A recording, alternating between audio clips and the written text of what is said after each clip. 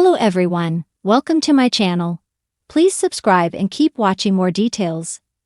Bold and the Beautiful 2-week spoilers, March 24 April 4. Deacon shelters Hope and Daphne panics. Bold and the Beautiful 2-week spoilers for March 24, April 4, 2025 see Deacon Sharp, Scene Cannon, shelters Hope Logan, Annika Noel, and Daphne Rose, Muriel Hilaire panics.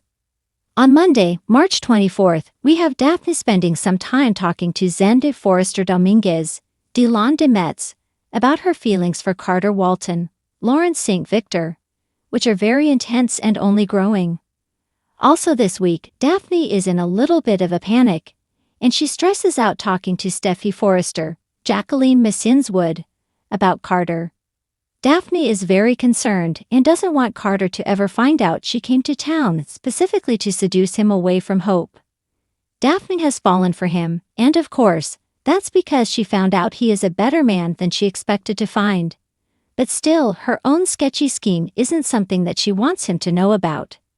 Steffi finally starts to see that Daphne has really fallen for Carter. Meanwhile, Ridge Forrester, Thorsten K., is forcing Carter's hand, telling him he has to choose between the Forresters and loyalty or hope, and this is going to upset both Brooke Logan, Catherine Kelly Lang, and Hope, who don't like the ultimatum. Meanwhile, Hope is begging Carter not to let the Forresters drive them apart. She thinks they're a team, and Hope thinks that Carter should follow her out the door, and I don't see him doing it. Tuesday, March 25th, over at the cabin, we have Hope and Carter engaged in a very serious conversation about their future. He thinks Hope should be okay that he didn't walk out with her, but she sees Carter's loyalty to the Forresters as an absolute betrayal to her. She thinks that he never should have given the company back, and that right there is the bottom line thing. Hope doesn't think they were wrong to steal it. She thinks Carter was wrong to give it back on Bold and the Beautiful. And that's one of those we can't agree to disagree about issues. Meanwhile, Taylor Hayes, Rebecca Budig, lashes out at Brooke when she walks in and finds her with her hands all over Ridge, pleading for him to dump Taylor and come back to her. And that pushes what happens on Wednesday, March 26, when Ridge makes a choice between Taylor and Brooke.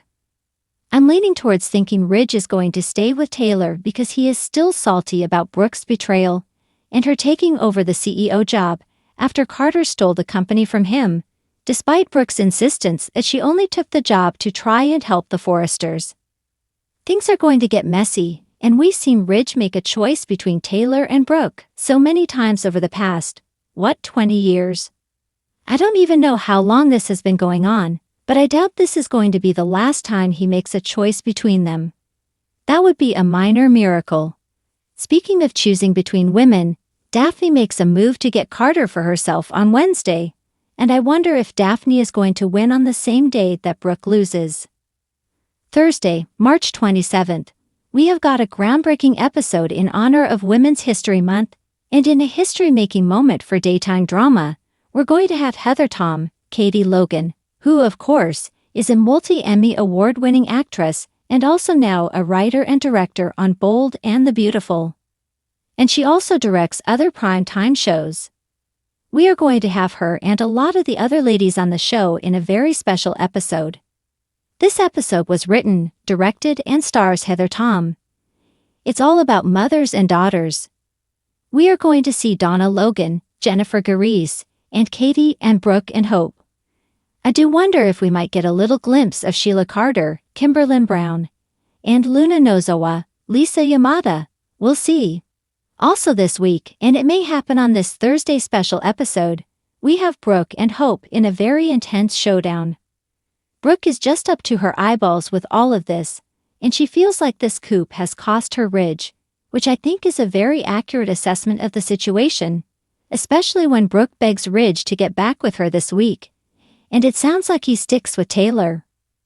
So Brooke thinks that Hope should take responsibility for her actions, and until she does, she is going to offer no sympathy to her daughter over the things she has lost, like her job, possibly also Carter at this point.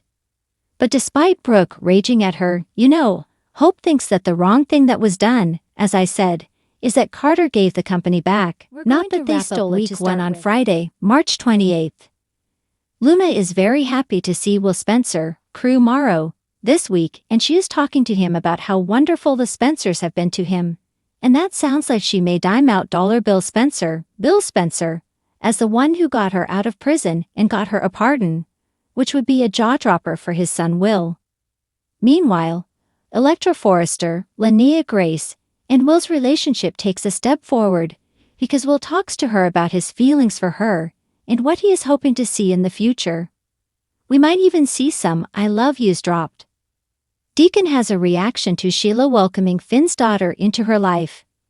It is a strong reaction, and it's going to take Sheila back a little bit, although she should be expecting it. We are still going to see Luna happy because Sheila is thrilled that Finn's kid is in her life, and she wants to celebrate it. Probably not a lot of other people want to. Ridge is happily back to work at Forrester Creations. He is designing, he is getting busy. Watch for the Forresters to celebrate getting their company back by throwing a fashion show that's going to happen in a few weeks, the 3rd week of April, just as we slide into May sweeps. I do wonder if they're going to repropose some of Zen's designs into other lines, since hope for the future is on the shelf for the foreseeable future. Meanwhile, Sheila is going to press Deacon to accept Luna and see that she is a victim of Poppy's horrible parenting. And that's the reason that his friends Hollis Chambers, and Tom Starr, Clint Howard, are dead.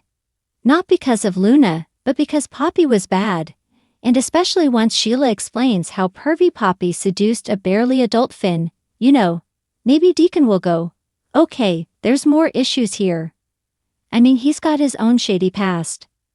So hopefully he will take an attitude that he's going to give Luna a second chance to prove that she's not the psycho killer. Of course, Deacon's married to a psycho killer, and he may just push back, and this could be a real sore spot in his marriage to Sheila. Daphne really wants Carter and won't back down. She's like a sexy, good-smelling French shark who senses blood in the water. I do expect her to make every effort to steal Hope's man, but this could be less about Daphne's seduction effort and more about Hope's unforgiving anger towards Carter. Things are looking up for Luna. She's got a second chance at a new life, and maybe she'll follow Sheila's example and try to be good. Or maybe her frustration with Steffi yanking Finn out of her life is going to inspire more troublemaking. Will and Electra get closer soon, but Luna and Remy Price, Christian Weissman, may target them. Hope is struggling to face the consequences of her actions. Brooke has totally lost it on her. Steffi fired her again. Carter's back on Team Forrester. And watch for Hope to turn to Daddy Deacon, who's dealing with his own relationship issues. Father and daughter bonding ahead.